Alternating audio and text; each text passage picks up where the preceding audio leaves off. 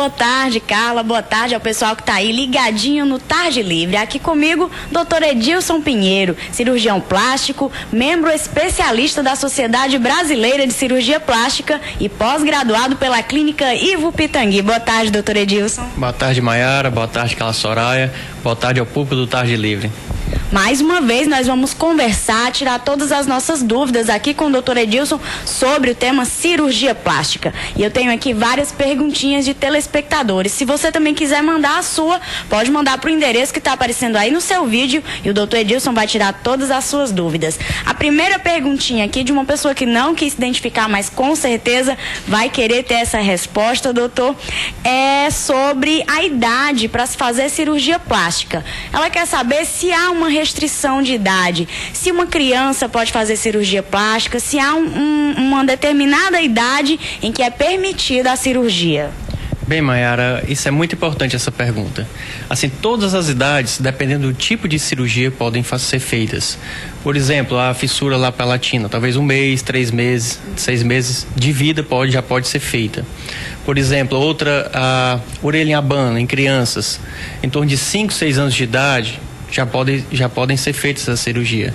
E lipoaspiração, prótese de silicone, a partir de 16, 17, 18 anos também já pode ser feita. Então, todas as idades, por exemplo, a blefaroplastia, né?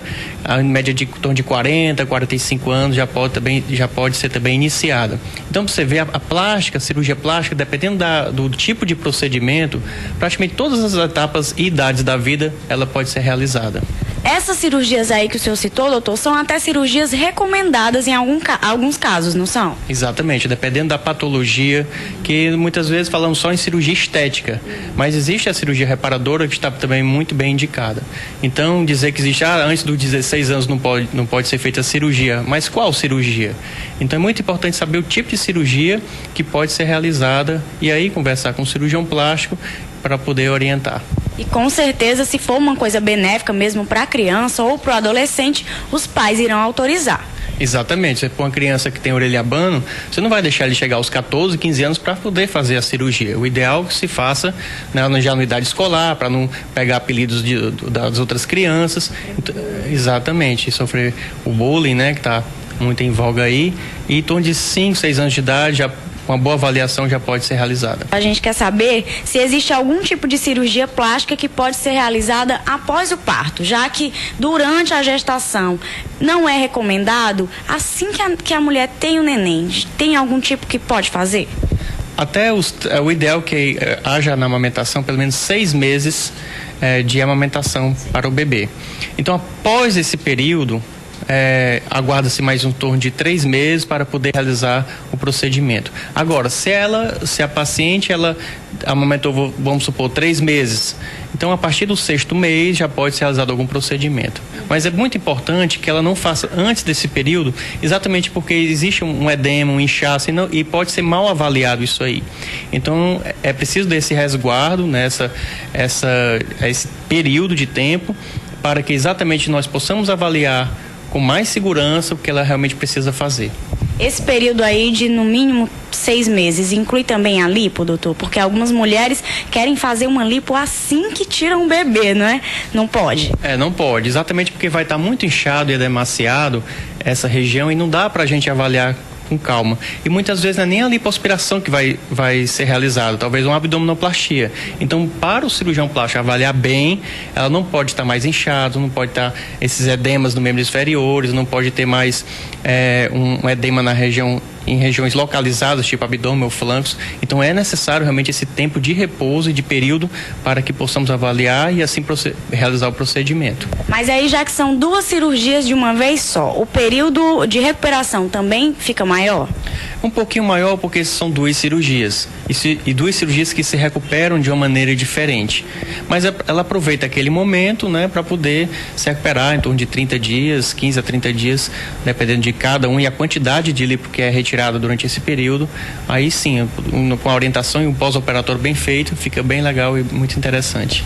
E no período de amamentação, o silicone, a prótese de silicone nos seios, pode prejudicar, atrapalhar a amamentação? Não atrapalha, exatamente porque colocamos o silicone na região retroglandular, ou retromuscular. Então, tem até um vídeo que nós podemos ver aí, que quando colocamos nessa posição, na baixa da glândula, a prótese apenas empurra a mama para frente. Então, não atrapalha a amamentação. Isso é muito importante, que muita gente pensa, eu não vou colocar prótese antes de ter o neném, porque pode atrapalhar. Mas não atrapalha, porque ele fica totalmente entre o músculo e a glândula. Então, ele apenas empurra a mama para frente. Então, está muito seguro e pode ser realizado com segurança, antes ou depois. Tudo bem, mas e aí quando acaba o período de amamentação, é preciso substituir a prótese? Não é necessário. Essa prótese, antes, era a cada 10 anos, precisava ser trocada. Hoje em dia não existe mais isso. A prótese, praticamente todas elas, essa nova geração de próteses são permanentes, ou seja, para a vida toda. Alguns dão garantia vitalícia, outros garantia de 10 a 15 anos. Então a prótese é muito segura e que pode ser amamentar, pode ter 2, 3 filhos sem precisar trocar. O que acontece é que muitas pacientes engordam muito durante a gravidez. E isso vai fazer com que a mama fique flácida, fique às vezes com muitas estrias, e que ele vai fazer apenas a mastopexia, sem necessidade de mexer na prótese. Então, assim, a queda da mama não é por conta da prótese, é por conta que ela talvez engordou muito, ou a própria genética que não ajudou. Então, a mulher que tem que se cuidar. A culpa não é da prótese de silicone, não. Exatamente, a culpa não é da prótese. Doutor, agora uma pergunta de uma telespectadora aqui, que ela quer saber sobre a mama tuberosa.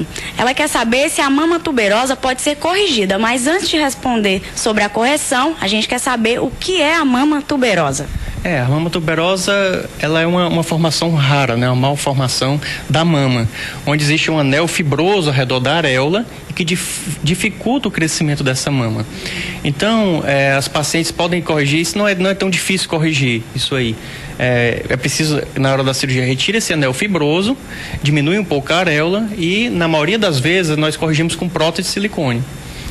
Então... Mas aí a mama tuberosa pode ser corrigida desse jeito, mas somente com cirurgia plástica mesmo, não tem nenhum outro tratamento. Não tem tratamento porque esse anel fibroso realmente não dá para sair com massagens ou tratamentos alternativos. Para ela, às vezes fica um aspecto um pouco feio, né? Um pouco difícil até de esteticamente, né? As pacientes que normalmente procuram o cirurgião plástico, é uma cirurgia relativamente rápida, nós corrigimos com a prótese de silicone e retiramos esse anel fibroso e a mama fica com um aspecto bem natural, mais bonita, mais harmônica.